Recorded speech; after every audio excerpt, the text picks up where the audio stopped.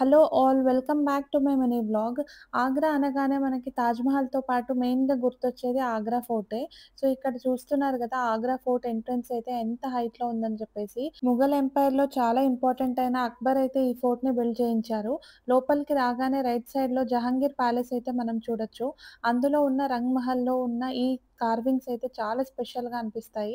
అక్కడి నుంచి మళ్ళీ లోపలికి ఎంటర్ అయిపోతే ఇక్కడ ఉన్న జహాంగీర్ గార్డెన్ దగ్గరకైతే వచ్చేస్తాము. అప్పట్లో ఇక్కడే పండించే గ్రేప్స్‌తో జహాంగీర్‌కి వైన్ ప్రిపేర్ చేసేవాళ్ళంట. ఇక్కడున్న మహల్స్ వచ్చేసి రోషనారా మళ్ళీ జహనారా మహల్స్ అని చెప్పి షాజహాన్ కూతుర్ల కోసం కట్టించారు. అవి రెండిటి మధ్యలో ఉన్నదొచ్చి కాస్ మహల్. అక్కడి నుంచే విండోస్‌లో నుంచి చూస్తే డైరెక్ట్‌గా తాజ్ మహల్ వ్యూ అయితే మనం చూడొచ్చు.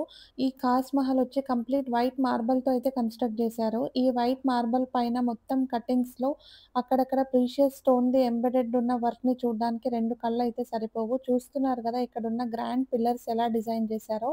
అక్కడి నుంచి ముందుకొస్తే ఇలా హాల్ ఆఫ్ పబ్లిక్ ఆడియన్స్ మరి ప్రైవేట్ ఆడియన్స్ 2 చూసుకొనైతే బయటికొచ్చేసాము. సో, బయటికొచ్చే లోపల రష్ అయితే చాలా వరకు ఎక్కువైపోయుండింది.